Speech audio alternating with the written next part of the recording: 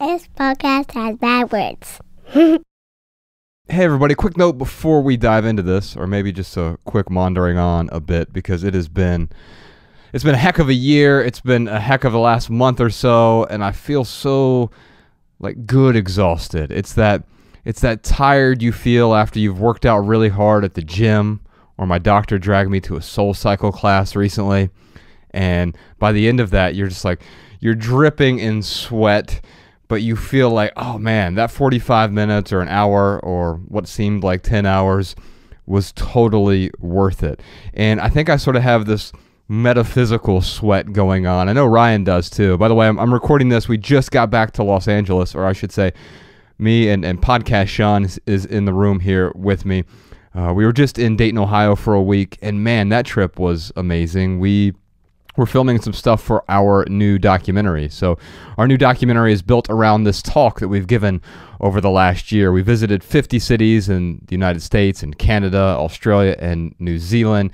We gave this talk over and over and over, and then we also filmed that talk in front of a couple live audiences in this beautiful warehouse space in Los Angeles. And so we gave the talk, it's about 40 minutes or so, and we're going to build the next documentary around that talk. And in order to do that, we're doing some different monologues and some different interviews and some backstories and B-roll about consumerism and meaning and crisis and these sort of tipping points or these moments of pivoting in our own lives. So we're diving deep into the backstories of Joshua and Ryan before they were the minimalists, before we were the minimalists. It's weird to talk about myself in the third person there, but really diving in to the Dayton, Ohio backstory, and there's sort of this crisis of meaning that's going on there, and it's like this perfect metaphor for consumerism in a way. The results of consumerism.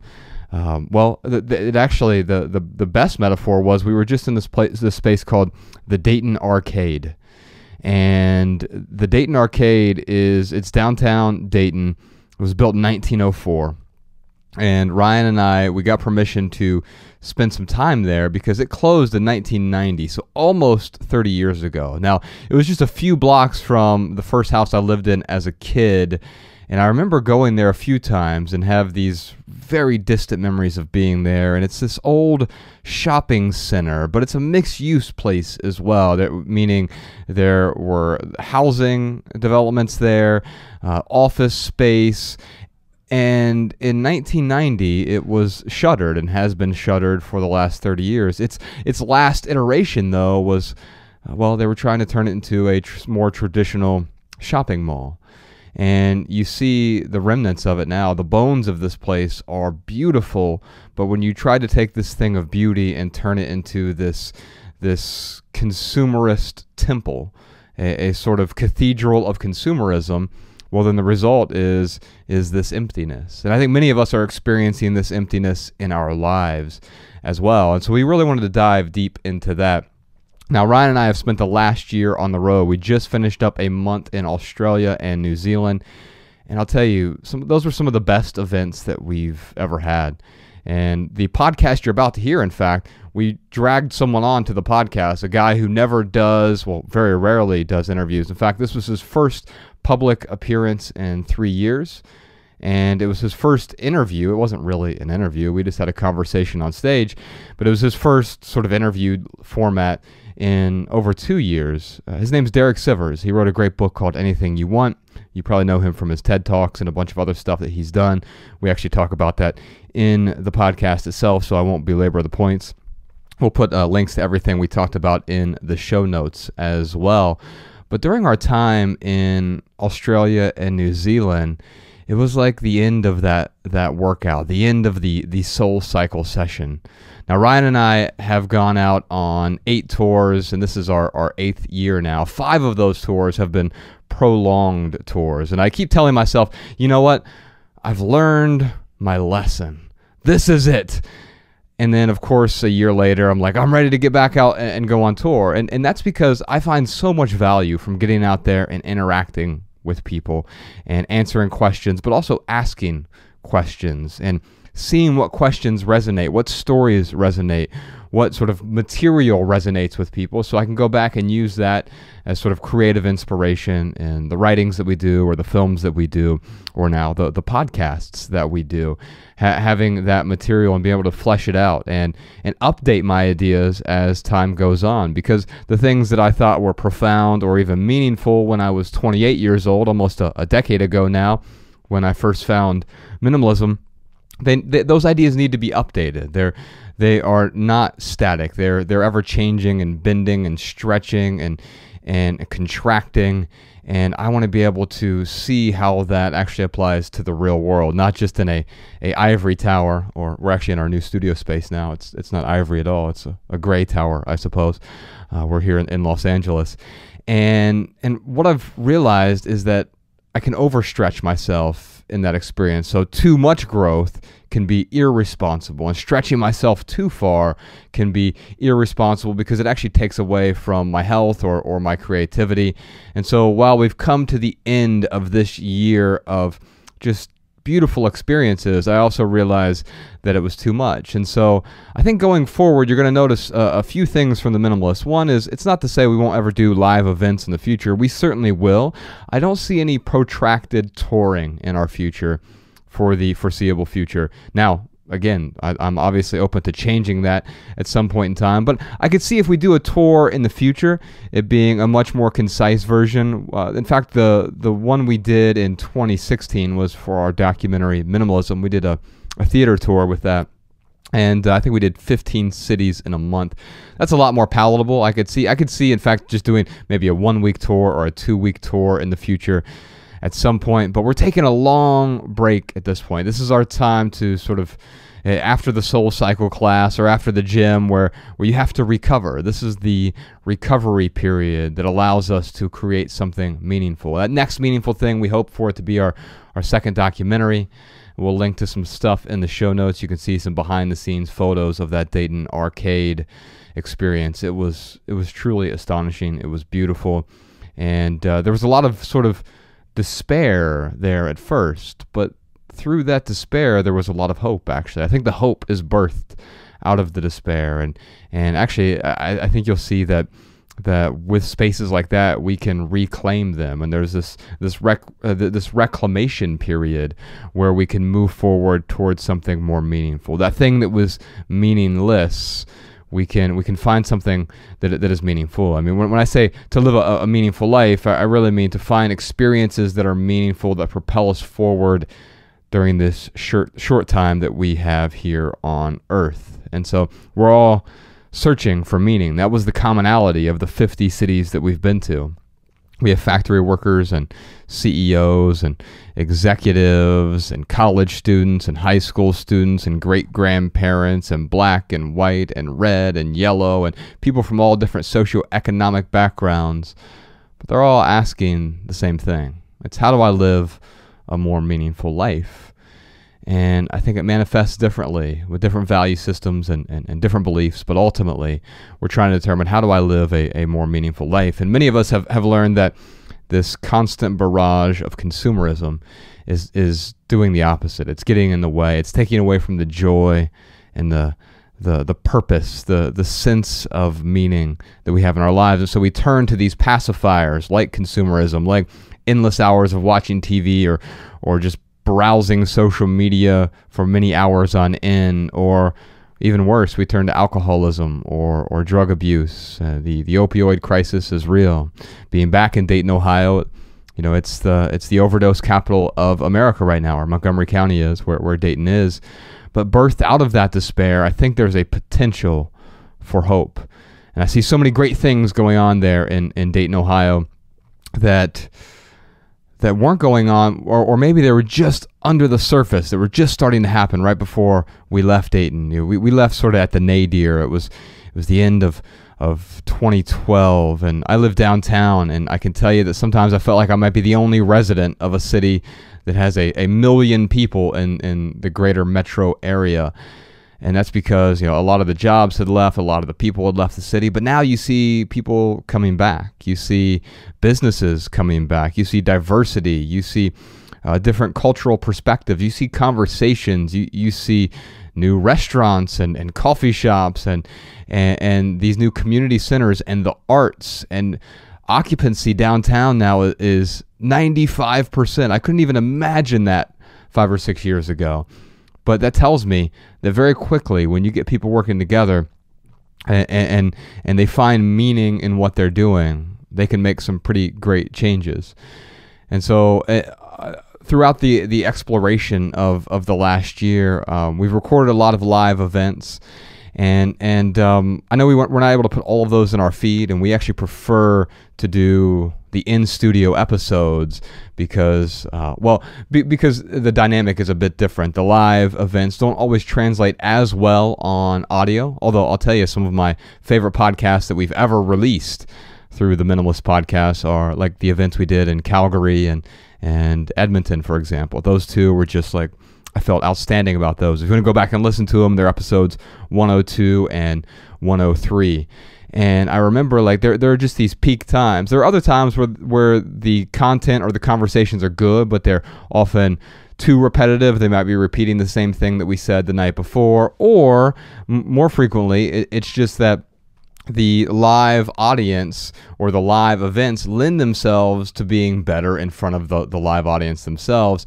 And then, of course, you have some bit of loss of context when you publish it in an audio feed. Obviously, the quality, even though Podcast Sean does a great job of recording live events, if you're not in a podcast studio, you're not in a recording space, it's not going to sound as good as what you're hearing right now, because we're in a space that is set up specifically for this, for talking into a microphone, and soon to be talking in front of cameras as well. So real quick, thanks to all of our Patreon supporters, because as soon as we reach that next level, because we don't do any advertisements on the podcast, we're going to have a video version of this podcast. Ideally, it'll be this summer when that happens.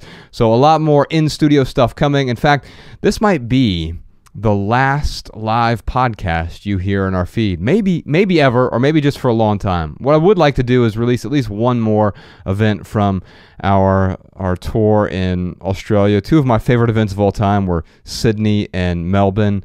We did, it was like everything was firing on all cylinders. That's the other weird thing about going out on tour.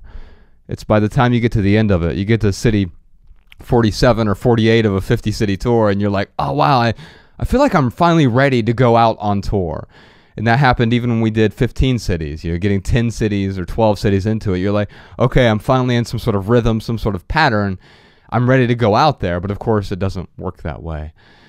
You grow immensely through the process, but none of the events are ever perfect. But I know a lot of you do find value in these live events. So if you do want to hear them, we will eventually release every live event that we've recorded, as long as there aren't any sort of technical difficulties or audio issues.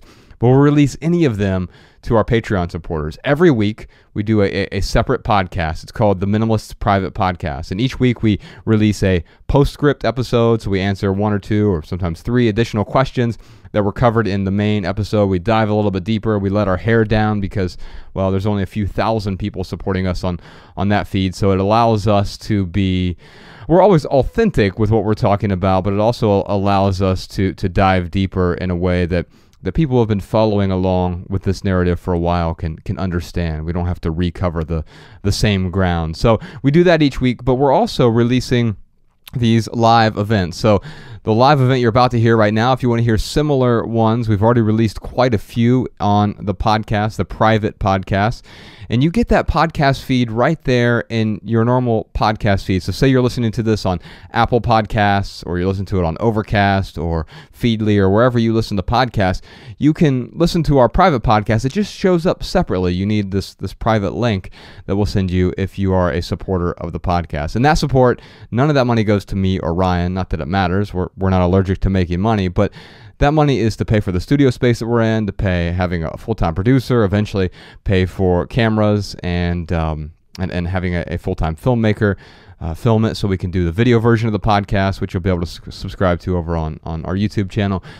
But that money doesn't go to us, but it allows us to keep this 100% advertisement free. And so what we'll do is we'll continue to release over time, one a month probably, maybe even more if we do more live events. We'll release those live events so you'll still have access to them. It's recorded somewhere exclusively for our Patreon supporters. So if you want to support us, head on over to theminimalists.com, click donate at the top. If you become a patron, then of course you'll have access to all the Postscript episodes, all of the live events that we release from here on out. Also, the entire back catalog of all the Postscript episodes. There are dozens of them at this point. Also, the catalog of previous live events that we've already released. And then we also do a monthly live stream called Ask the Minimalists Anything. It's a video live stream that we do, but we also record the audio of that and put out the audio version on the Minimalist Private Podcast as well. So that's, in summary, basically all I'm saying here is we're done touring for a while. I'm sure we'll have some sort of events in the future, but no more protracted tours. But the reason being is because we want to focus on continuing to produce meaningful creations, whether that's writing, podcasts, or films. We're really focused on that.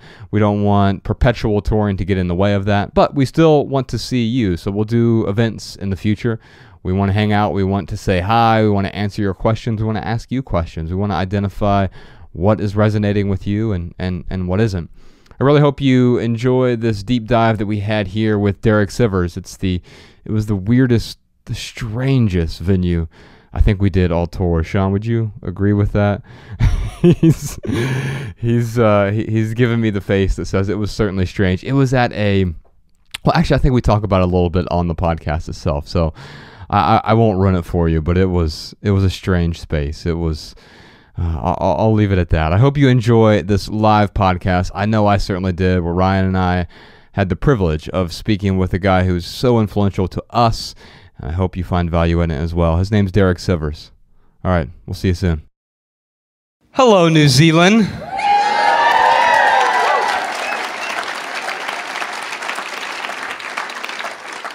Welcome to the Minimalist Podcast, where we discuss what it means to live a meaningful life with less. My name is Joshua Fields Milburn. And I am Ryan Nicodemus, live in Auckland.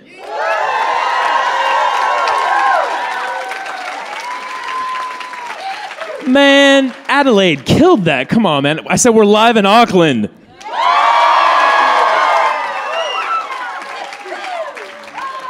There we go. Yeah, we were just in Adelaide yesterday, and we flew here because we never had a chance to come to New Zealand. I hope that I actually get some time to spend beyond this trip next time and just explore both the North and the South Island. But yeah, thank you. I appreciate that.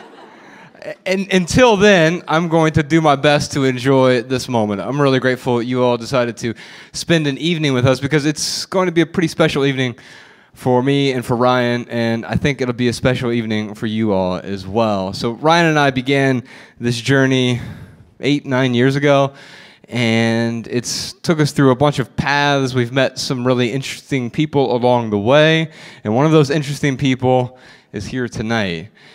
You might know him from his TED Talks. You might know him as the founder of a company called CD Baby. You might know him from his book called Anything You Want. You might know him from his online musings and his beautiful writing. You might know him from his minimalism or his unconventional ideas on parenting. You might know him as just an all-around inspirational guy. Please welcome to the stage, Derek Sivers. Yeah.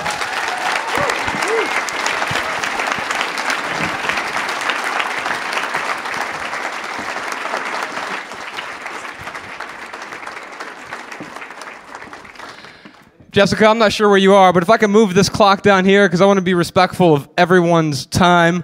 So wherever you are, Jessica, if we could move that, I'd really appreciate it. We once did an event for 5.5 hours in Atlanta because I got lost with time. And while some of you might like that, others will be furious, and I'm sure some of you have babysitters that you have to pay by the hour. Yeah, we got in trouble for it, so yeah. Yeah, so we'll do our best. And then, I had some notes, Jess, that I handed you. No. Well, anyway, we'll go ahead and dive in. We'll get started. It's interesting. There are a bunch of firsts going on tonight. This is Derek Sivers. This is your first appearance in public in, 3 years, I believe? 3 years, yeah. I've been saying no to everything for 3 years. And I live in Wellington, and these guys told me they were coming through Auckland. And a few months ago, they said, "Can you come?" And I said, "No." And I said, "But ask again in a couple months." And so then just 2 weeks ago, they said, "Can you come?" I said, "Yeah, all right, sure." So, yeah. He actually said no twice. But now we are here, and we're grateful for that. We're going to talk about saying no and some of the good reasons for saying no tonight. So that's a first. Also, you haven't done an interview in 2 years. Now, Ryan and I actually don't do interviews. We occasionally bring on friends or new friends, and we have conversations with them about the topics of minimalism and everything else. Oh, thank you, Jess. Can I trade you? Thank you, ma'am. Appreciate that. So we don't do interviews per se, but we like to have conversations about minimalism. Although, here's the thing. Minimalism is just a Trojan horse to get us in the door and let us talk about whatever the hell we want to talk about. And we're also going to answer some of your questions tonight as well. I figured we'd have a bit of a conversation with Derek, and then we've got a mic back there. Eventually we'll be able to line up, and we'll get to as many questions as we can. Here's another first for us, though. I've never spoken at a racetrack before. You, Ryan? Well, not in this setting, no. And so it's funny when Derek got here, he took an Uber from the airport. He sent me a text, and I believe the text said, "I'm here, ellipsis, I think." Yeah, the taxi said, "Is this where you want to go?" I said, "I doubt it." But I guess so, yeah. Now, as you all know, as a rule, actually some people have this weird misconception that to be a minimalist, you have to have great hair.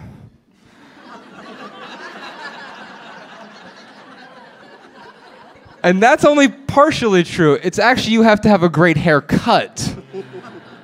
And I think for Sivers, he has the most appropriate haircut, and I am just infinitely jealous of the haircut because I can't pull it off. I look like something from one of the Terminator versus Alien movies when I shave my head. So anyway, Derek and I were emailing back and forth. This is a lesson in persistence. And after the first few times, he told me no, and I believe in consent. And so I was working toward yes here. There are really 4 words. When I think of Derek Sivers' writing, or even I just think of Derek Sivers as a human being, I think of 4 words. And so I wrote these down, and I sent these to him. Simple, creative, considerate, and calm. And I know for me that when you approach your writing, it's elegant, and it's like the bones are its beauty. You have a book out there called Anything You Want, and I have the physical copy, and virtually the whole thing is highlighted just because it's felt like you wrote that book 1 tweet at a time. And I think the truth is you probably had to distill it down to 1 tweet at a time.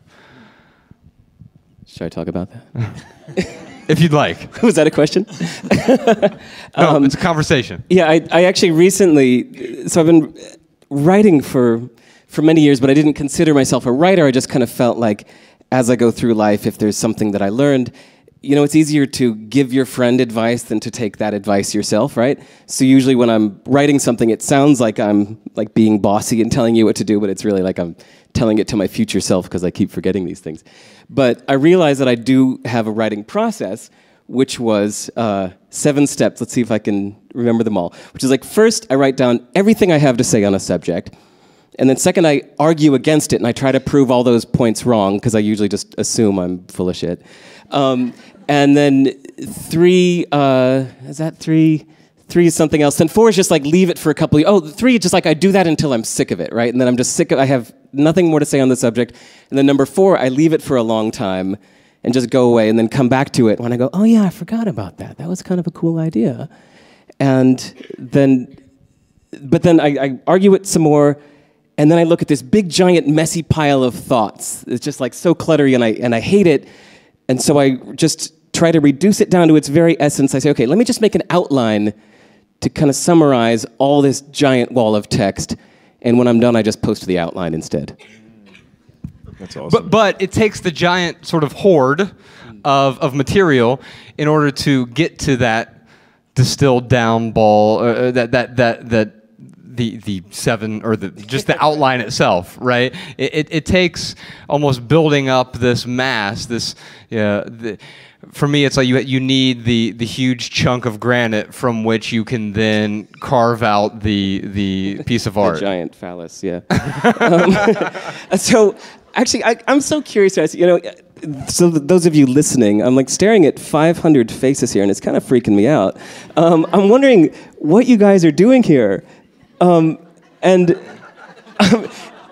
I've actually kind of wished that, when the music was playing, if the song wasn't so good, I might have interrupted to ask you guys why you're here. And does anybody have some concrete reason why you came here that you could shout out? For Josh and Ryan. Well, duh. Was there something that you were coming here to learn? Something or is this just a kind of a big dating group that you wanted to meet other minimalists or something? Can somebody shout something out that something you were here to learn or? And were you looking for tips on, moral support or concrete advice?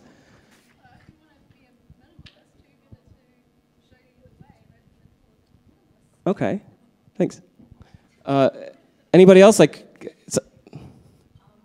What happens after you've done the decluttering and you've made room for everything that's important, like more people and interactions, and all of a sudden your diary is so full, and your kids have got a social life, and you're like, yes, and you're just exhausted about that. What do you do when you feel like it's all positive things in your life? Well, yeah, Derek has thrown us into the question round already. I was just so eager. I was just Derek. too curious. I couldn't fake it. I couldn't just look at all these faces and pretend I wasn't too curious. Sorry. Wait, can we repeat? How do we summarize that question for the? So we actually have two questions that are connected perfectly. We have one that says, "Hey, I want to be able to get rid of a bunch of crap," right? And the other question is, once I've gotten rid of a bunch of crap, what the hell do I fill my life with? And I think that. It's filled with richness, but maybe too much richness, too much spending time with people in the diaries. Interesting. So you're rich in diaries, is what I'm hearing you say. You're rich with diaries. With plans, invites. I say yes to everything. Oh, I see. Oh, I am such a dumb American. Oh my goodness. So she's here to learn how to say no more often, is what it sounds like. Cool. Good summarize? Okay. Ladies and gentlemen, Derek Sivers. All right. Oh, am I supposed to say? You're fine, dude. Well, so here's something. We were up in the green room before this, and you and I were exchanging some emails back and forth talking about the concept of complexity versus simplicity. Okay, yeah, all right. So I've thought about this subject a lot. I've been emailing with these guys for years. I've been kind of living this life for years too, and I think about it a lot. And I realize that to me, of course, it goes beyond just the stuff. It's first you throw out some stuff, and then you say, okay, well, now what? And I realize that to me, the bigger point it comes down to is this idea of complex versus simple. And I learned this from a programmer recently, that the word complex, we think of complicated and complex, it actually comes from the word complect, which means to braid two things together. When you complect two things, you braid them together. And so when something is complicated, it means it's intertwined or tangled with other things. And then simple comes from the word simplex, which means one, something that's not connected to anything else. It's just a single thing. And I started looking at life through this lens a bit, realizing that that was the real issue that interested me more than throwing out stuff, is how to make my life less complicated, less bound to other things. And so we were geeking out in the weeks up until now, trading ideas about what we were going to talk about the ways that we're so bound to things, sometimes mindlessly, right? A lot of my friends are creative artists, and they do things like keep all of their stuff in Adobe Creative Cloud or in Google Documents. But now you've bound yourself to Google Docs, and everything you create is in Google Docs. And now it's if Google accidentally shut down your account tomorrow, you're screwed, because you are completely dependent on Google to do what you're doing. And I've been online since 1994. I'm kind of an old timer. I'm 48. And in the first dot-com boom, there were a lot of companies that started up that, for one example, I was in the music business, so mp3.com. In 1999 and 2000, every single musician in the world was on mp3.com. It was like indispensable. You had to have your music there. That was the entire music business was going on at mp3.com. And then and everybody uploaded all of their music, and they kept all of their fan lists there. Like all of their mailing lists, everybody they knew was interfaced through mp3.com. And then 2 years later, like, it shut down and everything was deleted. And they were just screwed. All their music they'd ever uploaded, their thousands of fans, just gone. And then I saw them do it again a couple years later with MySpace. And then MySpace was the shit. Everybody was on MySpace, and you put all of your fans there, and all of your interactions with all of your fans were all through MySpace. And then, it's like it didn't actually disappear, but it's moot, right? So it might as well be gone. And then now it's 2018, and I see everybody doing that with Facebook and Instagram and all these things that they just assume they're going to be there forever. But I think about this comparison that, like right now in 2018, we're at the longest bull run ever, like since the 1920s in the stock market, right? And so you can imagine somebody that's only been investing for 15 years, they don't even know what it is to ever see the stock market go down for a single quarter, right? So a lot of people today don't even know what it is to have these companies that you think are dependable just disappear. So I often ask my friends when I see them using like @Gmail accounts and uploading all their kids' pictures to Facebook, I say, well, what would happen if your account got deleted tomorrow? Like, how screwed would you be? People go, what do you mean? That can't happen. I need that. And it happened to a friend of mine in Singapore. He's a tech-savvy guy, too. He's like a VC tech investor in Singapore. And because he's so tech-savvy and thinking of himself as so forward-thinking, when he had a son 10 years ago, he started just uploading all of the photos of his newborn son to Google Photos. Was it called Picasso or Google Photos? Maybe it's the same thing. And he did this for like 9 years. That was the master copy of all of his photos of his kid, went straight to Google Photos.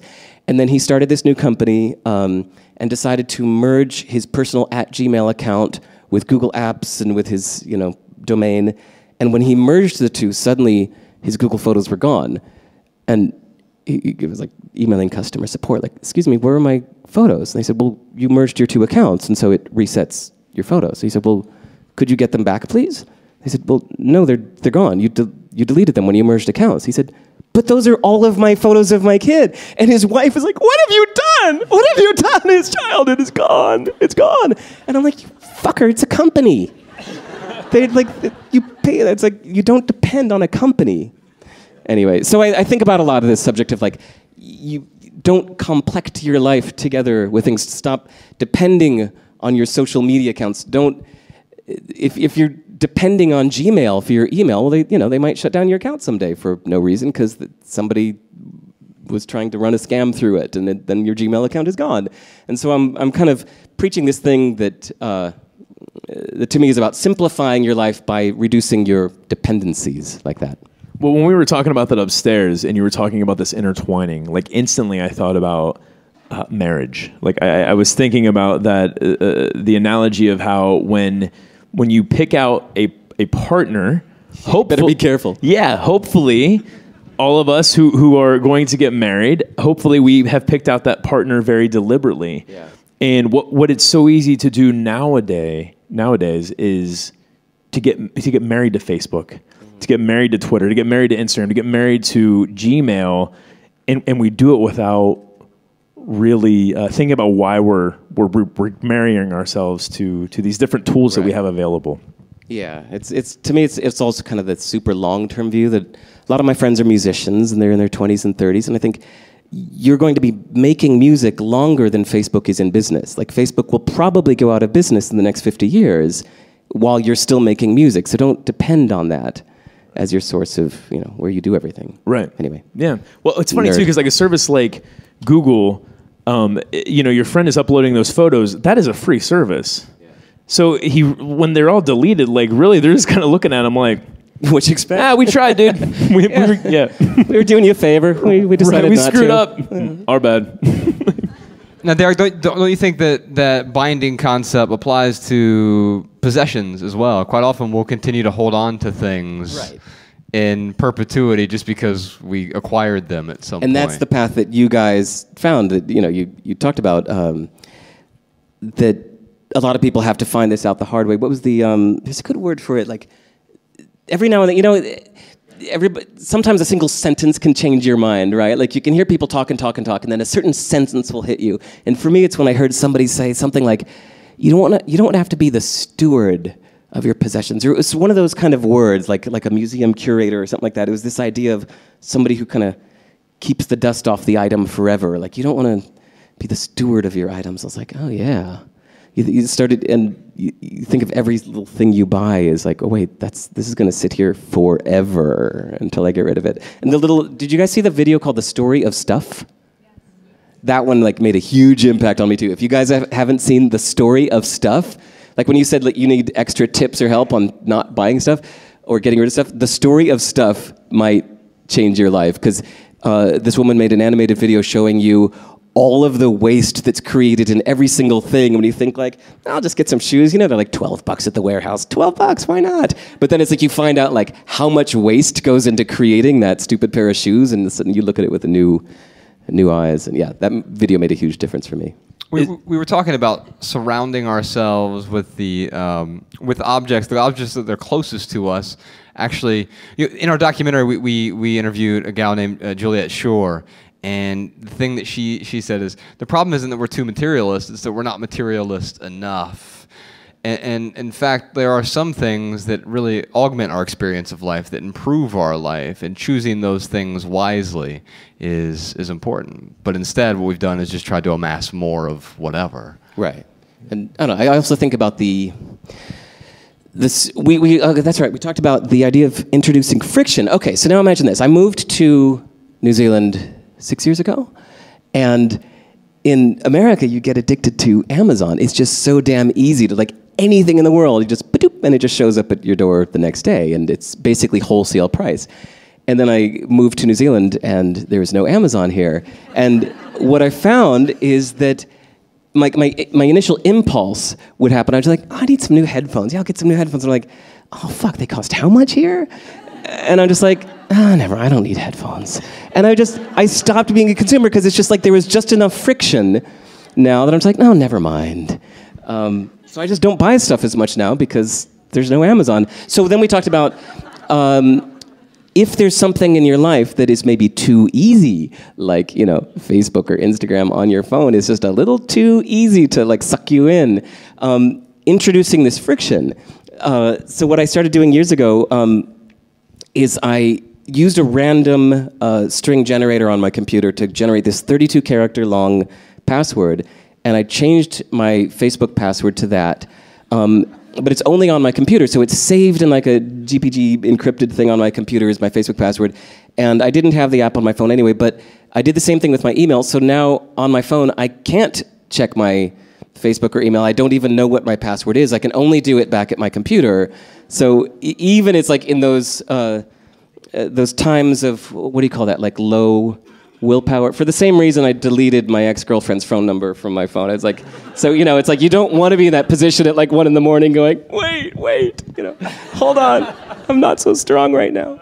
So you introduce some friction in between you and the things you don't want in your life. I think sometimes that friction also gives you traction in ways, because if everything is absolute convenience all the time, and it's Amazon at my door whenever I want it, in LA it's same day delivery now, and so you have all these, and then you can get the food delivered to you. There's no reason to ever leave, right? And so like I'm just at home laying on the couch having someone feed carbohydrates to me all day. At some point, there's no meaning, purpose, joy in that. We often mistake these little moments of pleasure, the ephemeral, fleeting pleasures, as though that's real purpose or joy in our lives, but obviously it's not. We realize that whenever we pan out.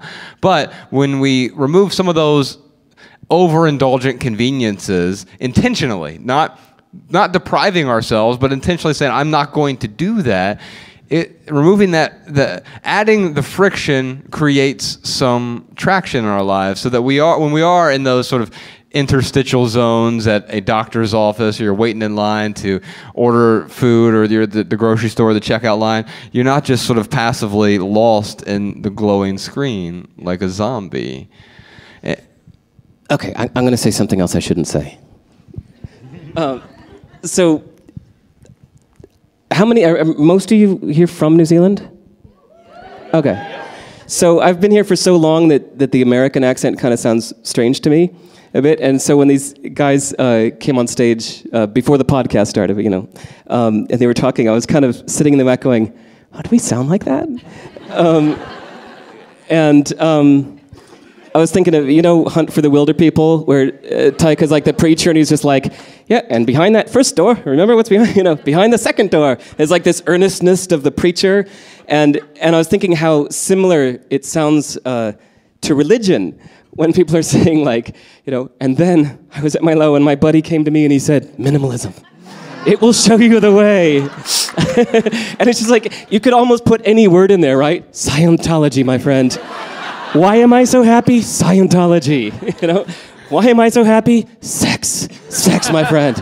You've got to try it. It's the best. I'm really glad that I stumbled across minimalism and not Scientology in that moment of searching, because I think I was really susceptible to like, okay, I'm looking for some new ideas because this current idea isn't working. Right. Thankfully, I found one that doesn't have a dogma to it, though. So, nice transition.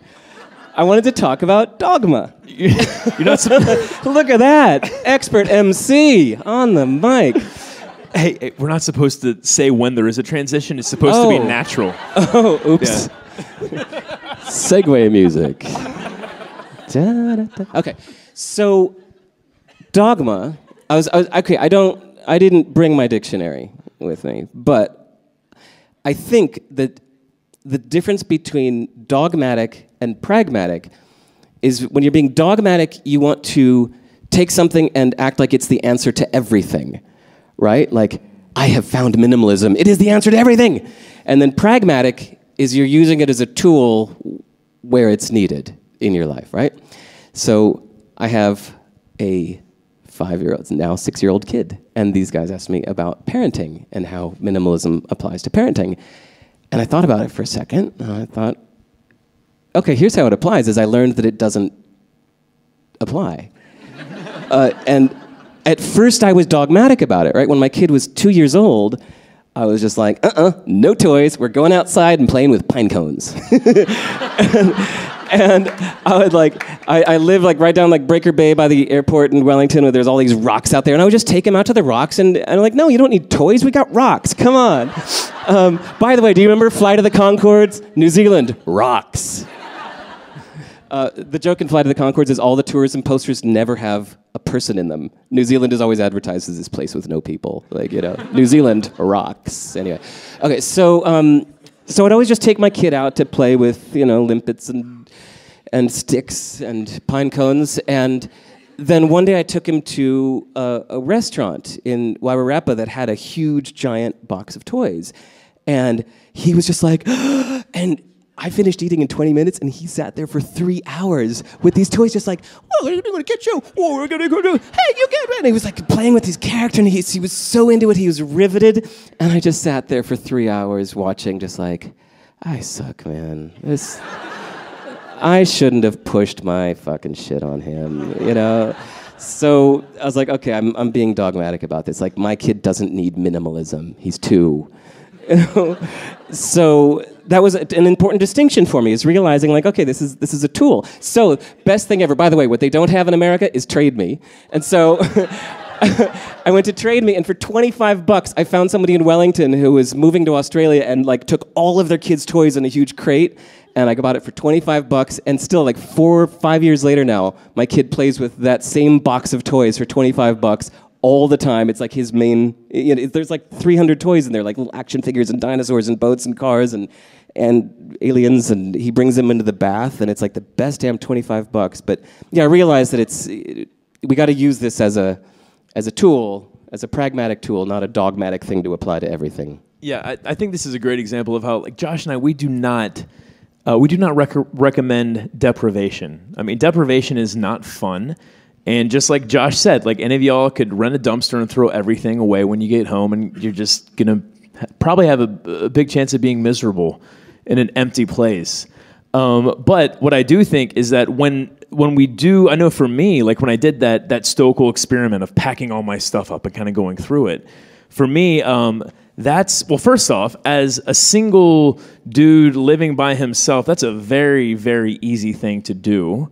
But for like a family of 6, like Leo Babauta probably wouldn't do that. That doesn't really make a lot of sense for a big family.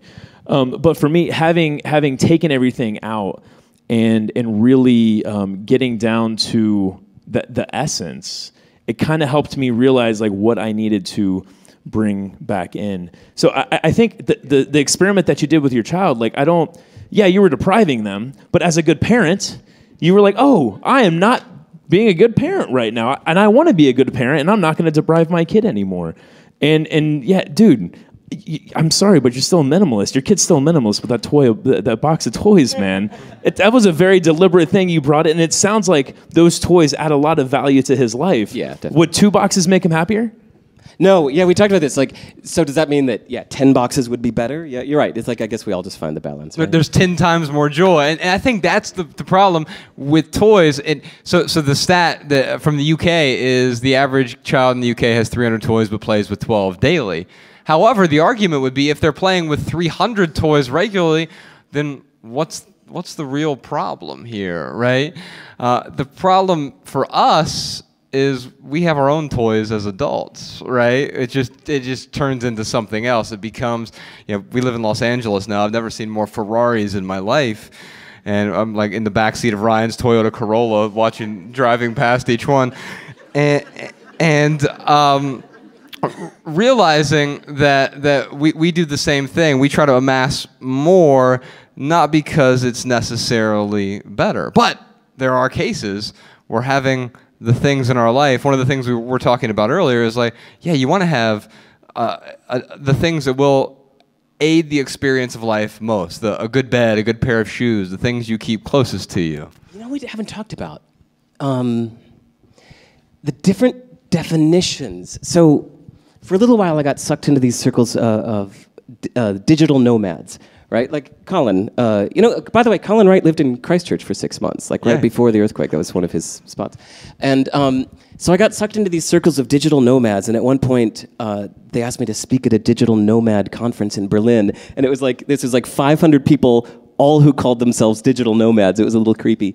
And what was funny though is realizing how different their definitions were. So a lot of people, I heard a lot of people talk about this idea of traveling for a while, like they would go to live somewhere cheap in Bali or Thailand, and then they'd go back home to live at home, whether that was Chicago or London or whatever, and then they'd go out and they'd live somewhere cheap again and then come home. And I realized we had a different definition, because to me, nomad means like you keep going, like there's no more home anymore. You keep going constantly, and that was my personal definition. And then I realized my definition is different than most people's. And so minimalism came up when my friend came to visit New Zealand, and he stayed at my apartment, and I pulled out my laptop, which is this huge, giant, bulky 9-year-old Lenovo laptop, and he's like, dude, what are you doing with that old laptop? I was like, well, it works. And his version of minimalism is like every year he finds the smaller, better, faster computer so he can be minimalist, which to him means light and portable. Everything fits into a tiny backpack. And so he'll buy lots and lots of stuff to find the tiniest stuff.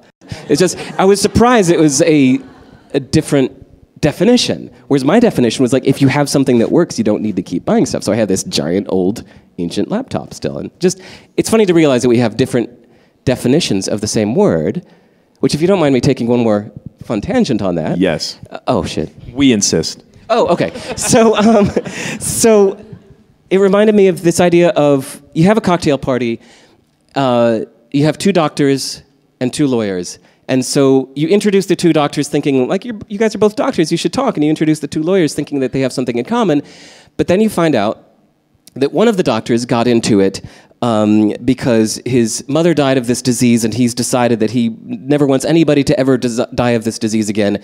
The second doctor got into it for the prestige. And one lawyer got into it because his dad was wrongly imprisoned for years, and he's decided to right those wrongs, and the other lawyer got into it for the prestige.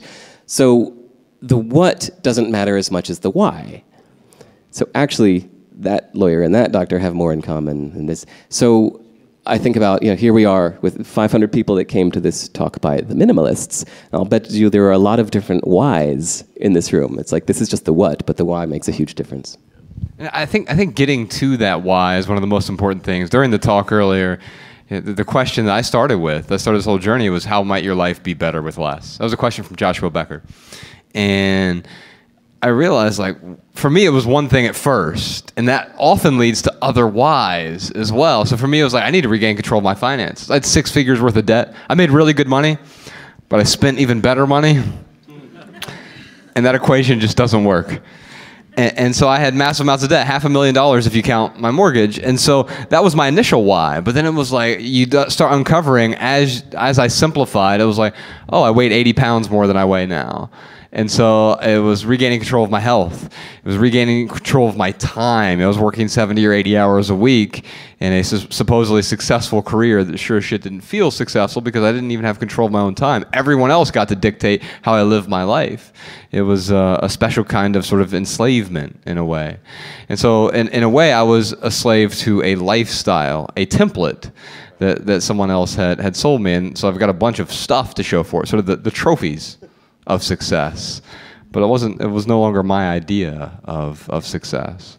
Yeah, it's crazy. When I first found minimalism, Josh, the first thing he sent me was a video that Colin Wright did on Facebook.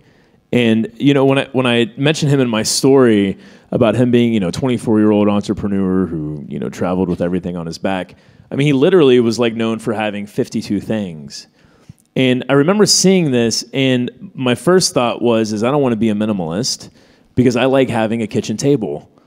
I like having game nights. I like having a couch, or maybe 2 couches, so I could, have teams of, we would play Cranium and other stuff.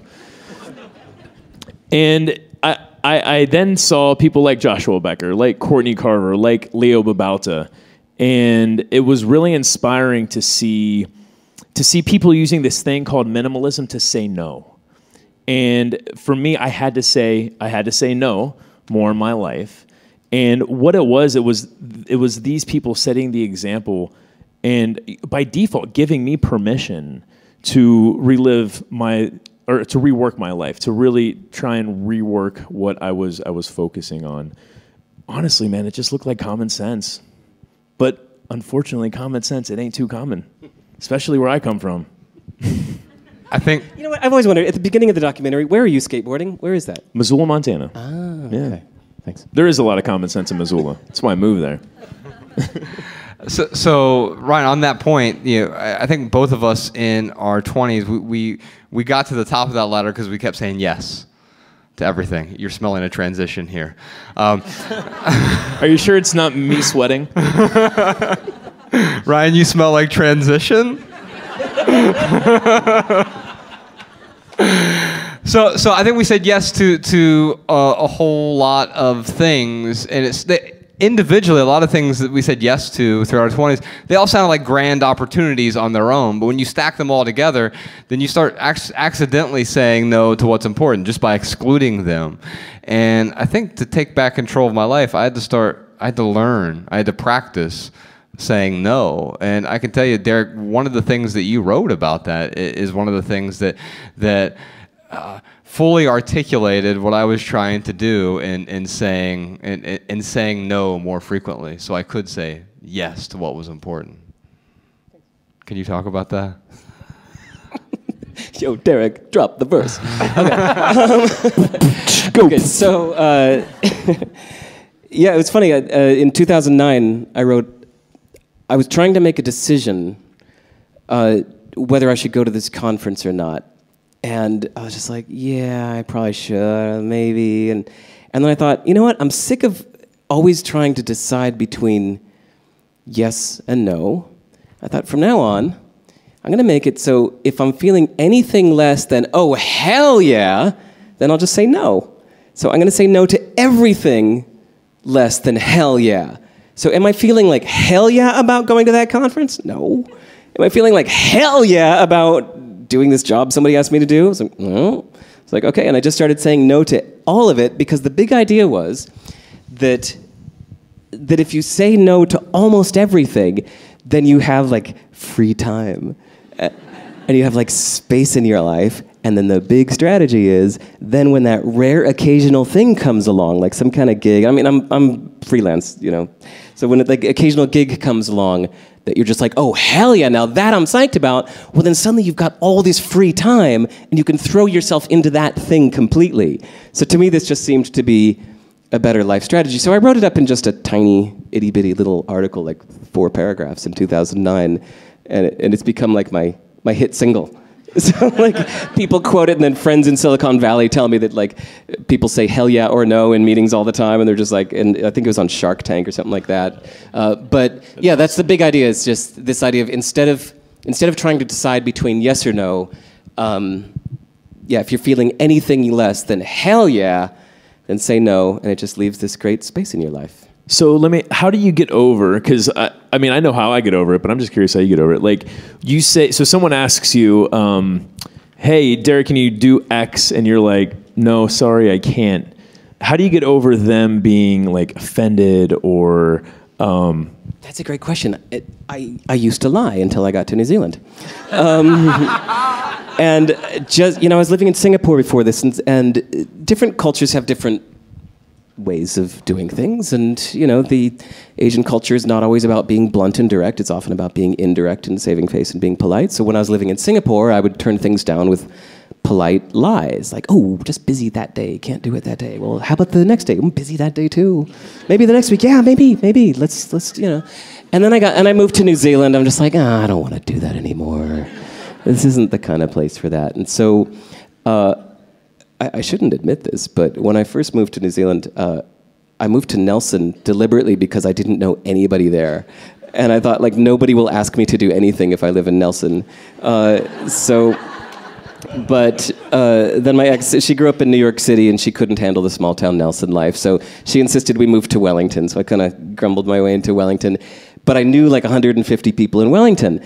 And so when people in Wellington would ask me to do something, I was like, it was tempting to do that old habit of lying. And instead I just would say like, no, I'm really just working on some stuff, and I'm really just enjoying getting lost in my work, and I'm sorry, I don't really want to interrupt my flow to meet up. And it's hard to say sometimes, because sometimes it's like friends that live like 3 blocks away, and I'm like, sorry, man. They're like, I haven't seen you in 9 months. I'm like, I know, sorry. I'm just into my thing, and I'm digging it. And here's what happens. Unless they're lying back to me, every single one has just said, you know what, that's really cool, man. I know how that goes. Stick with the flow, go for it, you know. And people get it, because I think a lot of people wish that they said no more often, and so when you say no to them, you become like a role model in how to say no. So that's why you got to tell the truth. You know, when Derek said no to this interview the first time, we're also persistent. Actually, Josh is more persistent. But what I'll say is, when he said no, he said, you know, yeah, I'm really trying to be a good father. Is that what I said? I'm trying to be a good father. You said, I'm busy this summer being a dad. That's true. Yeah. And now Josh and I would have been like, we can't believe that Derek Sivers told us no. What would that have said about us, really, more than anything? Right. But you know, hearing the way that he said no, like, who here would knock anyone, not just Derek Sivers, but any of your friends? Who here would knock them for giving an excuse like that? I would love to give you some of my time, but I really need to give my kids time. Summer holidays, too. Yeah, I really thought it was a commendable response, because I have a 4-year-old, and it's one of the things I struggle with, and especially because I'm an introvert like you. Like, I'm an extreme introvert. I know it's weird because I'm in front of 500 people right now, but I do spend 90% of my time alone, and I've set my life up that way so I could do it. Back in my corporate days, I spent virtually 100% of my time around other people, and it ruined my life. And I've set my life up in a way that I have people around me who also understand that when I say no, it's so I can say yes to me. And I can be a better version of myself when I'm there. I mean, I'm sure that when you do spend the time with the person 3 blocks away you've been dodging for 9 months, that time that you do spend together is higher quality time because you're getting out of it the other time what you need so you can be the best version of yourself when you show up. You know, one of the questions when we were trading ideas before now about what we might talk about on stage, one of the ideas you mentioned was about being less stressed or being calm or less stressed. And you asked why or how, and I thought about it for a bit. And I realized that it's about being sincere. I think that you're most stressed when you're being insincere, when you're doing stuff that you don't really want to do, or maybe even, saying yes to stuff that you wish you didn't say yes to, or just living the life that doesn't really feel like it's really for you. It kind of gives you this internal friction. And when you suddenly just kind of commit to just like, saying fuck it and just being honest with people, it's just like, yeah, life is easier and calmer. Well, so when I think of Derek, I think of aggressively calm. I mean, even his voice, you hear his voice and you're like, oh, like this is...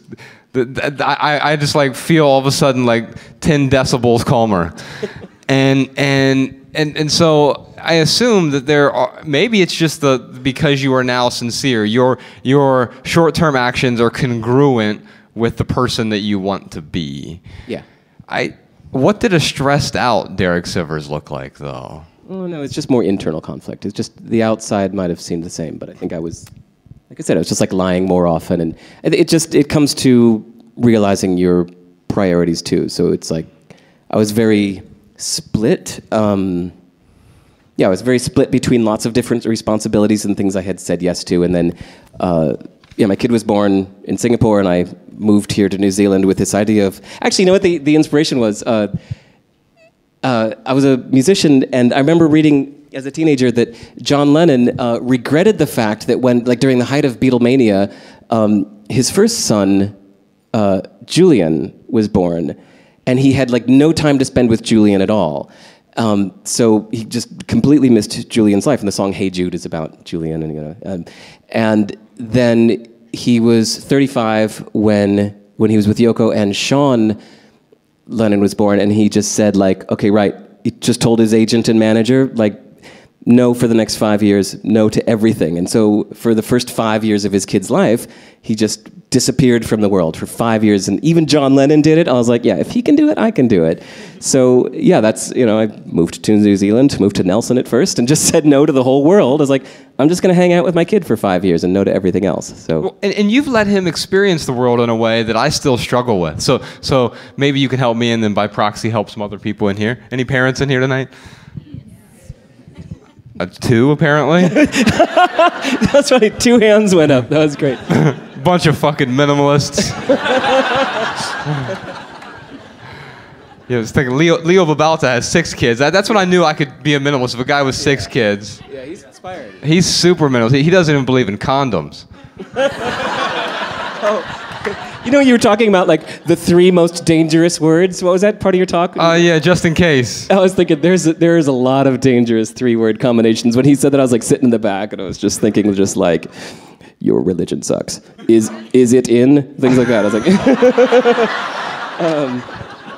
there are a lot of fun, dangerous 3-word combinations. If you imagine it. Well, back to parenting.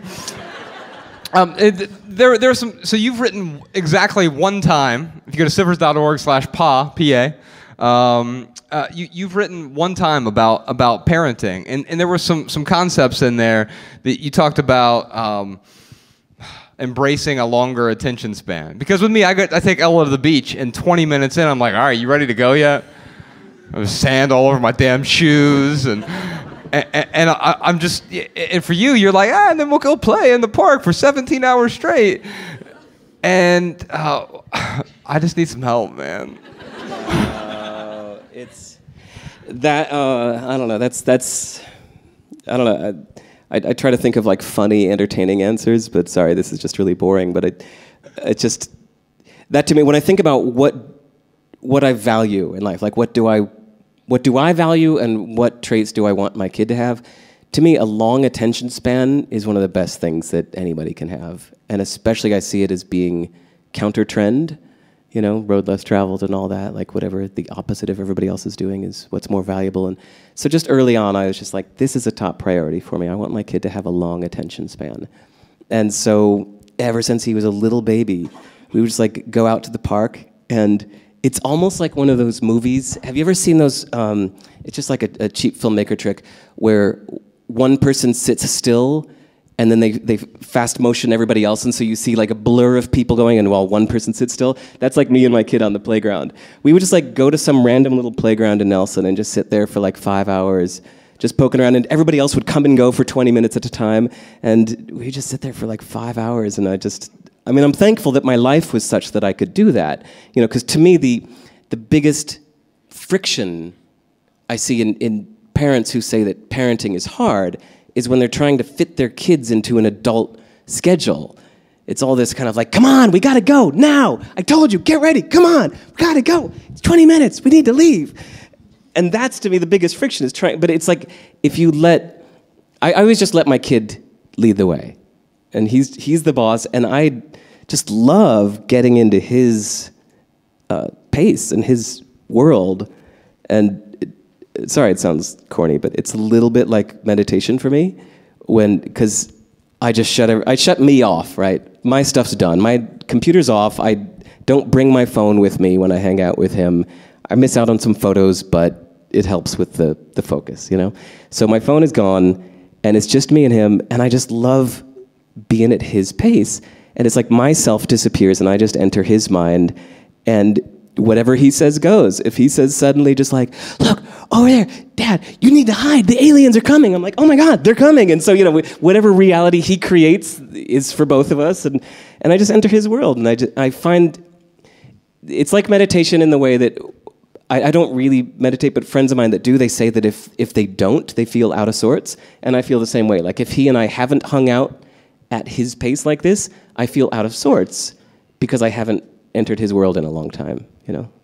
You also talked about broad inputs and exposing him to, you know, whether it's not just going to the park or the beach, but the New Zealand Symphony Orchestra, and I found that fascinating too, because when you talk about entering his world, you're also, it's as much for you as it is for him, right, in a way. Yeah, definitely. So the stuff I'm talking about right now, it's, as you can tell, it's like I'm saying I'm doing it for him, and I am, but I've noticed in the meantime that it makes me super blissed out too, to just enter his world. But then, yeah, whenever he's at home playing with Lego, I'm putting on like freaky music. I'm putting on Bartok string quartets and Indian classical music, and I'm trying to like expand his range of what he considers to be normal music, you know? I mean, I went to Berklee School of Music. I'm a musician, so I've always been into a bunch of weird music. So it's really fun to just put that on in the background as he's making Legos. He's listening to the Bulgarian women's choir screaming, you know? And it's just normal to him. And so actually, he calls it Lego music. In Indian classical music, he calls it Lego music. So yeah, and then purposely taking him to new places, I have to, you know, it expands my horizons too, and yeah, it's wonderful. Yeah, well, that's the thing I've noticed in being a parent is it's one of the most difficult things I've ever done, although apparently I'm doing it wrong. But it also is like the most sort of growth-inducing, like positive growth, and so I'm learning a bunch. And hopefully we can get to some questions here, because I want to be really respectful of your time, but we can try to squeeze in some questions. So is there a microphone back there? There's a microphone somewhere back here, I've been told. Unless someone But you can it. Shout, too, and we can repeat you. Oh, okay, it's right here. Go ahead and line up at that mic, and they will, we'll start answering some questions. Hopefully we get a question or two about business or creating as well, because I'd love to talk to Derek about that. We could sit here all night and talk, but we're here for you. Go ahead, man. What's your name? Where are you from? Hey, kia ora. Welcome to New Zealand. Derek, welcome to Auckland. My name's Ryan. Cool. Awesome name, man. Yeah, thanks. Yeah, I had a question. It's actually pretty topical. My wife and I just had a baby. He's like 8 weeks old. And it's Thank you. Congrats. Congrats, Yeah. man. That's awesome. It's pretty hard, Derek, so I don't know what you're talking about. But anyway, how do you say no when people just want to give you a load of shit? Like, I'm talking like they give you bags and bags of clothes, like Air Jordans for babies, and my son can't even walk. Yeah, but can how he do dunk? you say no without like looking like a jerk? Oh, Yeah, that's great. that's my question. Trade me. Trade me? Yeah. Honestly, like, I think because some people, it makes them feel nice to give you the stuff, and sometimes you're actually kind of doing them a favor. Sometimes you're helping them get rid of their junk, which, you know, it's like in the bigger picture, it's like you take on the burden of yourself for a minute. But I mean, I don't know, Trade Me is just so useful, man. I found this great strategy. You could put anything on there for $1, and the price always goes up. I had a grand piano because I moved from a house in Nelson to a little apartment in Wellington, and so I tried selling my grand piano on Trade Me, and I listed it at like $15,000, and like nobody bid, and I was like $14,000, nobody bid, and this went on for 2 months, and finally, just to see what would happen, I put it on sale for $1, and then people followed it and bid it all the way back up to 15,000 or whatever. But so I found this like great thing on Trade Me that if you just list everything there for $1, somebody always wants that stuff. There's some people who need it, and then you can give it away. So I know it's awkward when people dump their stuff on you, but yeah, you can keep redumping. So I agree, because the thing doesn't add value to your life doesn't mean it won't add value to someone else's life. So being willing to let go is actually more responsible than just shoving it in a storage locker for 6 years and then paying on that storage locker month after month after month after month. But yeah, so for those of you listening at home, Trade Me is the New Zealand equivalent of eBay and Amazon sort of together. But the other thing that I'll say is, over time, and this won't happen overnight, but over time, it has more to do with setting expectations. So instead of saying, no, I don't want this stuff, so what do you want? What are you going to say yes to, right? Maybe it's gifting experience. Maybe it's gifting consumables. You know, someone drops off a case of diapers, that's something you're actually going to need. And if they want to feel really good about giving it to you, they can gift wrap it and put a giant bow on it. You're going to be much more excited to get that than you are the pair of 8-month-old Air Jordan. Yeah, that's unbelievable. The American dream really has permeated your borders. Yeah, for sure. Thanks for the question, brother. Thanks, man. Thanks Appreciate a lot. Yeah, I will add one thing, is that I totally agree with your approach. I would encourage you to at least try and set the expectations with your friends and family who are doing that, because I don't know if this has happened to you, but I've done that before, where someone shows up to my house with like, hey, where's that thing I gave you? Right. So have you had that happen? I'm curious. One time, I spoke at a conference in Kuala Lumpur, Malaysia, and they gave me like an awful framed drawing of me. And it was like, oh, thanks. Do I really look like that? And so it was horrible. And so what I did, like, it was, so I went and I found a garbage can, like, behind the front desk, and I put it in there. And a week later, there's like, Derek, we found your photo. It was in the garbage. We're mailing it back to you. I was like, fuck. And they mailed it to me and said, right. So we should, back to, talk about being sincere, being honest instead of being insincere. There's all this friction whenever you lie, and just be honest. Yeah, and if you do set that expectation, then like you could feel very good about, going and getting rid of that stuff. Because at that point, I mean, like, when my grandmother, like, I have set the expectation with her, but, she, last time I was at her place, she tried to give me a paperweight. Like, you're a writer? You need a paperweight. And, like, I don't know how to explain the cloud to my 84-year-old grandmother, who, every time I go there, I have to reprogram my phone number into her phone. I don't know how she keeps deleting it. So I just simply look at that paperweight. I'm like, she knows I'm a minimalist. That's okay. You know what? This is beautiful paperweight. Thank you so much. This is gorgeous. Man, if I don't end up finding a use for this, would you mind if I found someone else who maybe could use this? And she's like, oh, do you think you could do that? That would be great. Yeah, find someone else who would love it. So, and that's because I have set the expectation up front with her of, how I want to bring things into my life. So she respects it when I am sincere with her. And now I have a paperweight. Oh, what a setup. Howdy, what's your name? Yeah, evening. I'm Matthew Pitts. I'm from Middlesbrough in the UK. No one or two. Nice one. Well, thank you for being here, brother. Yeah, cheers. Hey, look, it's pretty topical as well. Ryan kind of killed my question. It was something that I had in the back of my mind, but I'll rephrase it. I'm a new dad, and what I'm finding particularly difficult is staying present when I know I've got other things going on, being creative. So I was just wondering what tips and guidance that you potentially use to try and declutter to make sure that you maximize that time with the little one. I mean, I can give you a practical tip, but I'm interested to hear what Derek has to say, because he is a creative person. Derek is actually rewriting a book about marketing for creatives. He's a musician, and so it's particularly about marketing for. It's marketing via the lens of a musician, but I think it's for anyone who is creative, and it's you can find it chapter by chapter on his website. But so as a creative person, I get up before Ella wakes up, and that's when I write. I get up before my partner, I get up before Ella, and I spend time creating. I make the time. And it's fascinating. We often pretend we don't have the time, but it's the only resource we all have the same of. Today we all had 24 hours, right? Except when we flew here, we lost a few hours. So you actually had more time than me today, I guess is my answer. Derek, how do you balance the creative side, the creating, but also the parenting? Is it a daily thing, a monthly thing? Okay, I sound really zen, like I've got it all figured out, right? But actually, so many times when I'm leaving to go at 2:45 to go get him from school at 3 o'clock, I'm sitting there going, fuck. I was so in the middle of something. I so do not want this right now. Fuck. I'm working as fast as I can. It's I gotta get him now. I gotta leave.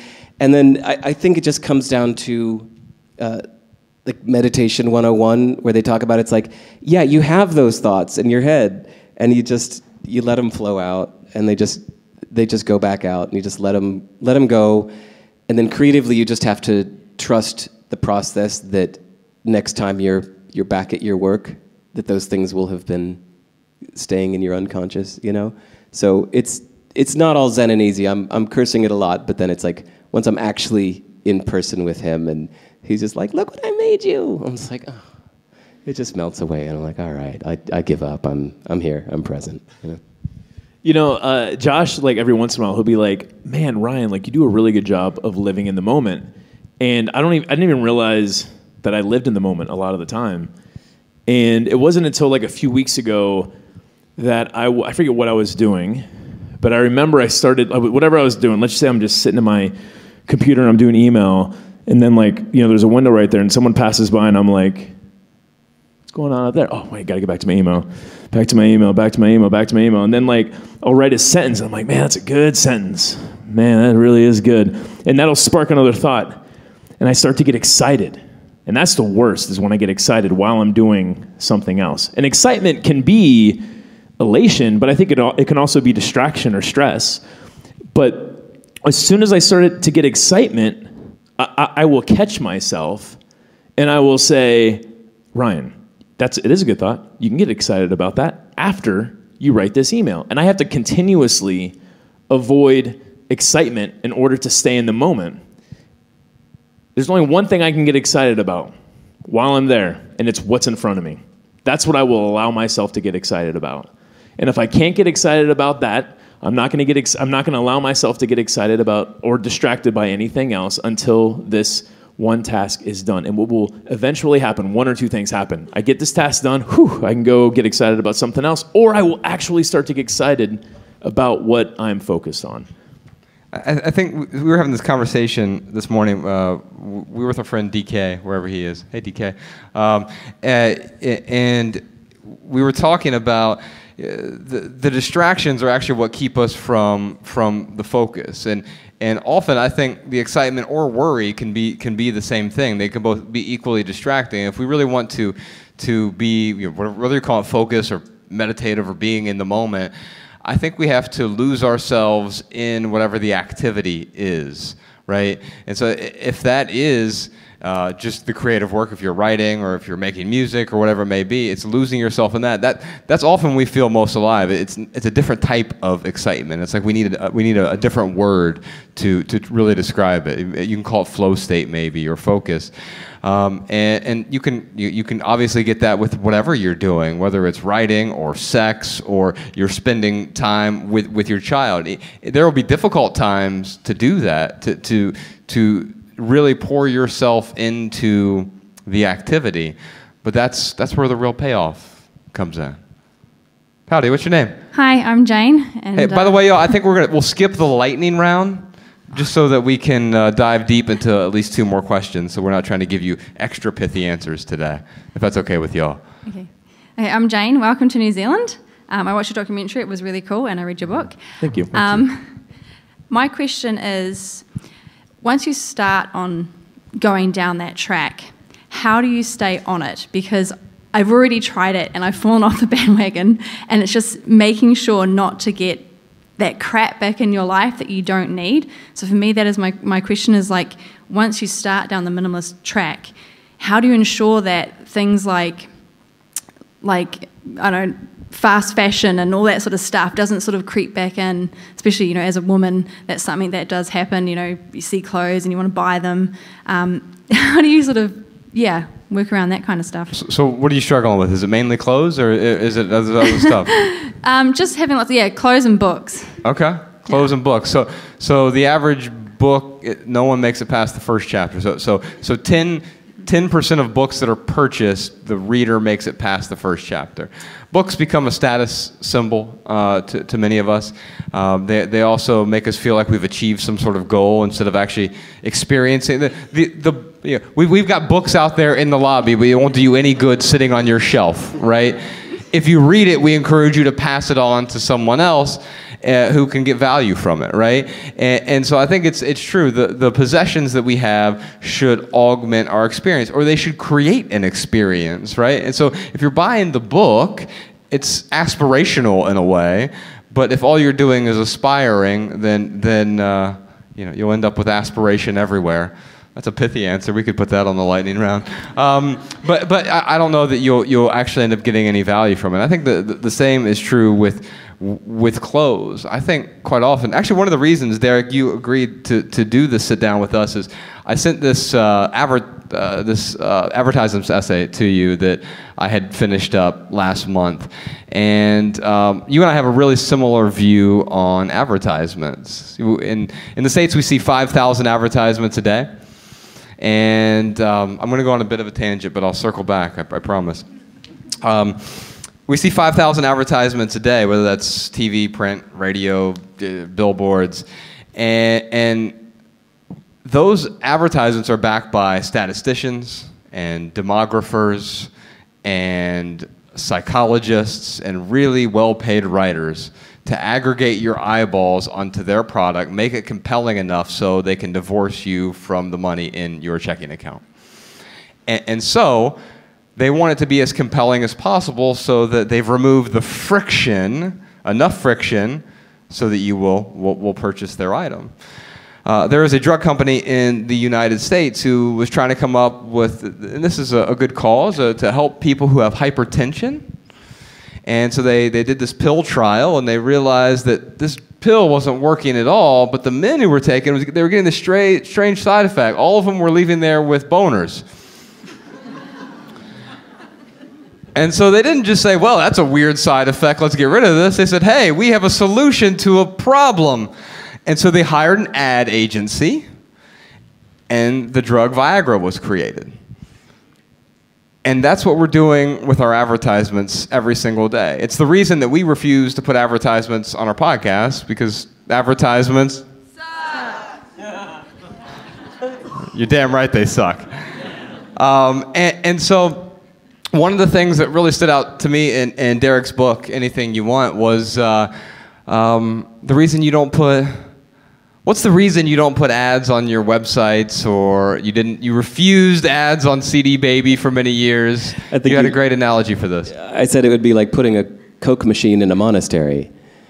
It's like, to me, my website was like my baby. Like, this was my business. This was my my thing. It was precious to me. It was kind of art, and the idea of like putting an ad on it just felt sacrilegious or something like that. My job revolves around advertising, so I kind of need them to earn money. No wonder.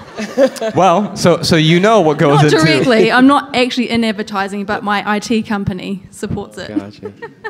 And here's the thing. I think that they've gotten really good at making us take money that we don't have to buy things that we don't need to impress people we don't even know. And so when you think about it that way, when you're about to buy that new book or the new piece of clothes or whatever it is, maybe ask yourself, why am I buying this? And who is it really for? Yeah. For what it's worth, I found one little hack with books. Whenever there's a book, I'm just like, ooh, I need that now. I go into Amazon and I put it in a future wish list. And I think, as soon as I'm ready the day I'm actually ready to read that, like I'm ready to sit down and read that, then I'll get it. And right now my wish list on Amazon is like over 400 books, and I haven't bought any of them. And I'm just like, wow, that's like how many years of thinking, I need that now, and wow, I'm so glad I didn't. So little tiny hacks like that can make all the difference. Yeah, you're absolutely right. I mean, for me, when I saw a bunch of minimalists, what they did is they created these rules for themselves. And minimalism was, again, it was like this common sense thing where I felt good about bringing these rules into my life. I think for so long, like, I just wanted to just act on every impulse. Like, that's what I thought ultimate happiness was. Well, if I had enough resources to act on every impulse I have, well, then that must be happiness. And that is certainly not the case. I did not get nearly as, you could look at, actually, I'm not going to sit here and down any public figures, but there are some public figures out there who we know they go way and above and beyond reacting on every single impulse they have. We see it on reality TV. We see it on Twitter. We see it in the White House. You can talk about it because you live here now, so it's like I'm banned. No, I wasn't even really going there. But my point is that you do need rules in your life to keep you from falling off the tracks. And those rules, they're probably going to look different than Josh and I's rules. They're probably going to look different than Derek's rules. But you do have to create some rules for yourself to keep you from buying more books, to buying clothes. The other thing too is find other things that make you excited and that make you happy. I mean, I just found out recently that I'm typical freaking American. I'm like this close to type 2 diabetes. I thought I had an awesome diet. I thought Mariah and I, we hit the gym 5 days a week when we're back home, and I'm this close because my diet isn't good enough. Now I do have a genetic thing. My dad has it. My grandpa had it.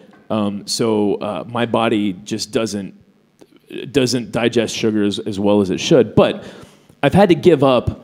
I haven't had ice cream. Oh my God, guys. Dude, real fruit ice cream. Dude. You don't know what you're missing. I haven't had ice cream in since last year, and like I'm not willing to. You know what? I have to make choices now: a bowl of ice cream, or would I rather try like a local brew? I can't have both, so I have to make choices. I have to make rules for myself. But here's what's awesome: is that I swear to you, you could give me 100%. It's got to be the right brand. 100%. Dark chocolate bar. Sorry, it's like my American right to make the hard R. But you can give me 100% dark chocolate bar. It will give me the same satisfaction of ice cream now. Because what has happened is that I have cut out the bad crap that used to be my favorites. Well, now all these new things come in and they are my favorites. So if you are forcing yourself to stop buying books, to stop buying clothes, you got to start asking yourself questions like, well, what else excites me? Yeah. What else can I do that is going to help me fill my time instead of me sit now I don't buy books and clothes anymore. Now I'm just sitting on my couch wishing that I could buy clothes and books. That's a horrible plan. So create some rules for yourself and really stick to those. But the beautiful thing is you get to make your own rules. And while you're here, if you pass through duty free, if you like dark chocolate, buy Whittaker's because it's New Zealand's favourite. Thank you so much. All right, I will. If I'd have known, I would have brought some for you. But thank you. I know Mariah is writing that down right now. She is like my... Whittaker's dark chocolate. She's my partner in crime when it comes to chocolate. Thank you so much for your question. I know we'll have time for one more, but just in a moment. First, we'll move on to something we call the added value segment of the show. This is where we talk about something or some experience that has added value to our lives recently. And since we're here in New Zealand for less than a day, we might as well go ahead and talk about the experiences we've had here. Ryan, has anything added value to your life while you were here in Auckland? First off, you guys got some awesome filter coffee here. Now, I know, all right, I heard someone say, all right, so not everyone hates filter coffee. That's good to know. There is this place, I forget what street it's on, but it's called Remedy Coffee.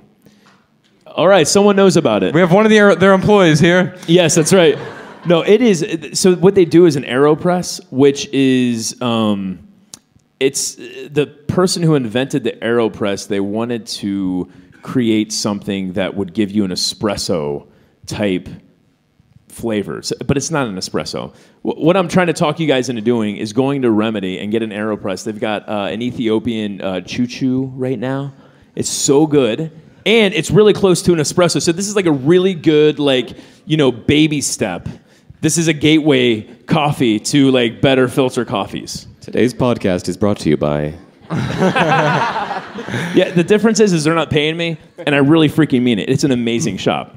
Yeah, the great thing about this segment of the podcast is since we don't take we refuse to take anything free. Like even like the pants that I wear, I've had the company offer like, hey, can we send you a free pair since you talk? No, you can't. You can't send me anything for free. Well, then we would feel obligated to talk about it. Right, and in fact, I had a company send me a jacket that I really like for free, and so I went into figured out the retail price, and I donated that money to GiveWell.org, and then I sent them a receipt to their name, and to prove like you can't buy us with your dollars, and so whenever we get to talk about something, it becomes an experience that we find value in. Yeah, and we're not embarrassed to talk about this stuff because it is coming from our hearts and it is coming from actual recommendations. Well, I have two things that added value to my life. One is two things from New Zealand, two things in New Zealand.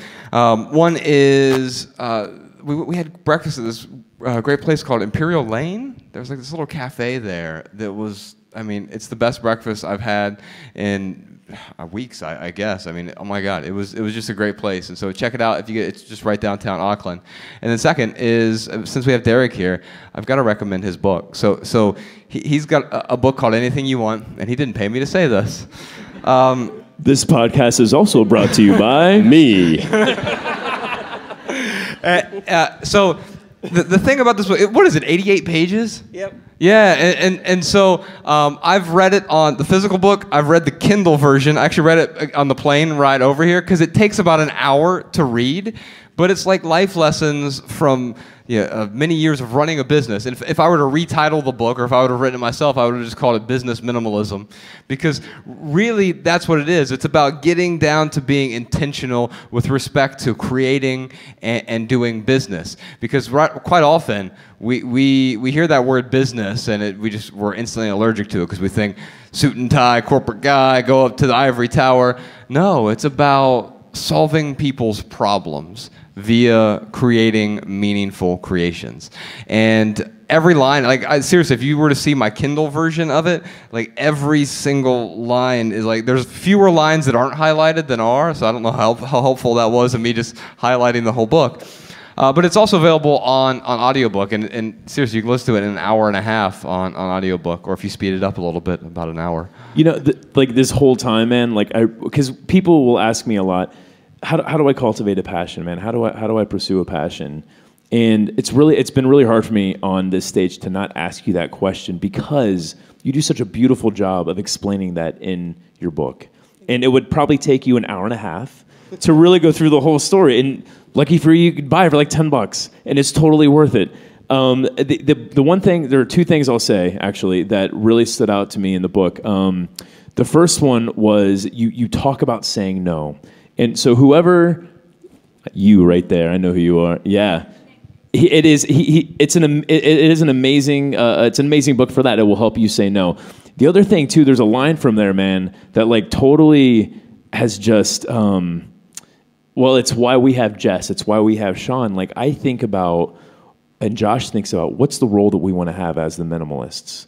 Like, what do we want to be caught up in social media all the time? Do we want to have to do this and be our own tour manager? And there are certain things that we have to bring in help on so we can be the absolute best at what we really, really want to do, what we feel is going to be most valuable to our audience. And in that book, it helped me to, I guess, to really chase that and not feel bad about, bringing in help. I mean, we're growing, but we're growing in the right way, you know? Cool. Thanks. That's really cool to hear. So put that on your wish list. Forever.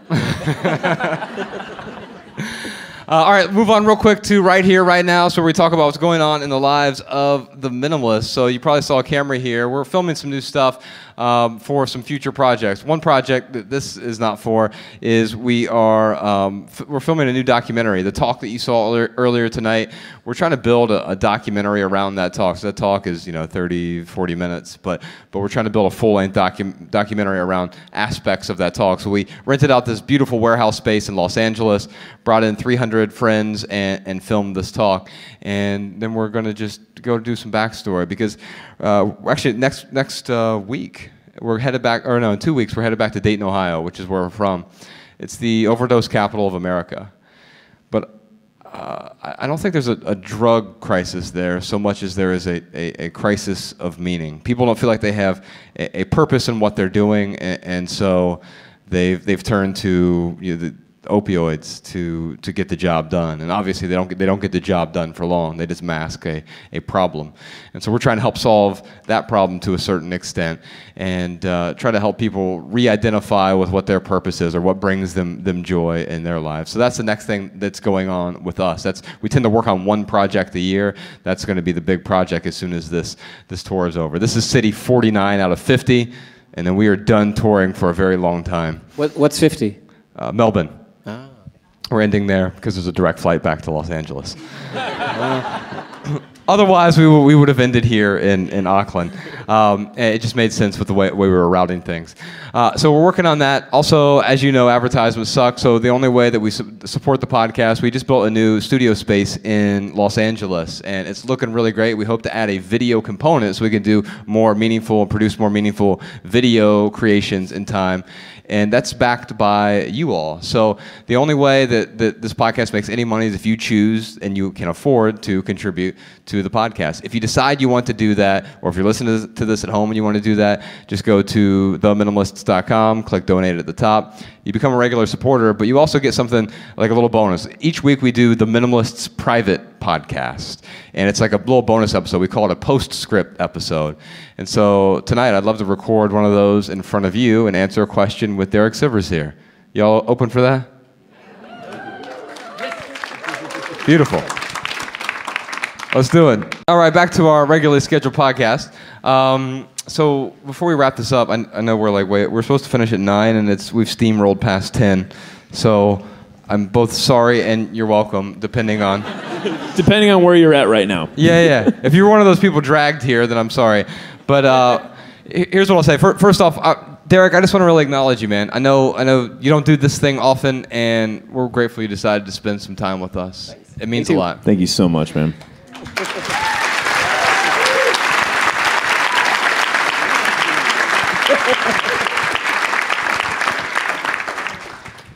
And if y'all leave here tonight with just one message, we hope it's this. Love people and use things, because the opposite never works. Thanks for being here tonight, y'all. Thank you so much, Auckland.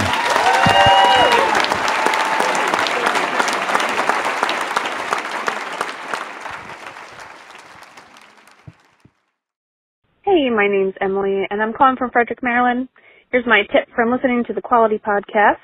Keep a few crucial items like super glue, a Sharpie, some thread and needle, a few patches, and actually some leather lotion to extend a few of your well-worn items. More than anything, I think learning to mend that favorite handmade sweater or pair of boots is a great way to pay tribute to that awesome craftsman. Hi, my name is Stephanie. I'm calling from Michigan, and I'm calling in regards to a woman who was on your Nashville podcast. She asked about kind of a woman's perspective about makeup, and I'm calling with a comment for 2, maybe 3 suggestions. The first one is there's a website and an app called Think Dirty, where it will list ingredients of makeup and kind of give a clean score based on their chemicals and everything that's inside them. So if you're looking for a clean alternative, you can scan makeup products that you already have and kind of either score. If you're looking for more better alternatives with maybe better ingredients, they'll give you alternatives listed, and then you can actually shop right from their app as well. My second suggestion would also be called Good On You. It's where they list ecologically responsible and animal-friendly alternatives to makeup and clothing.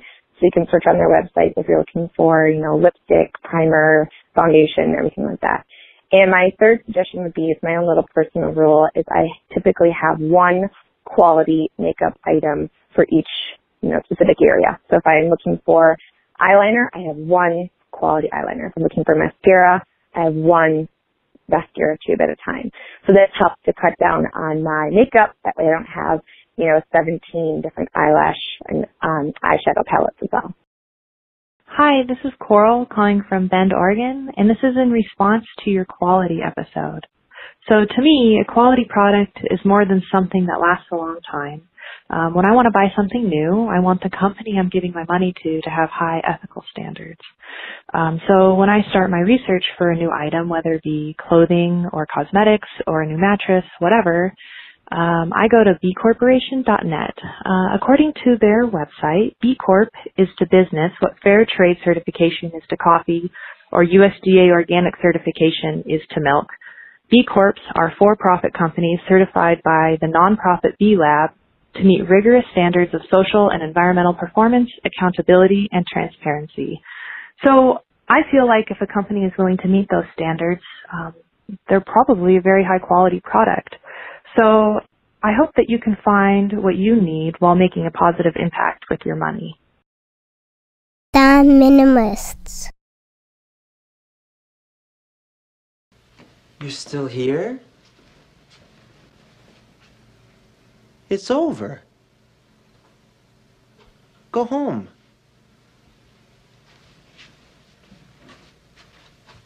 Go.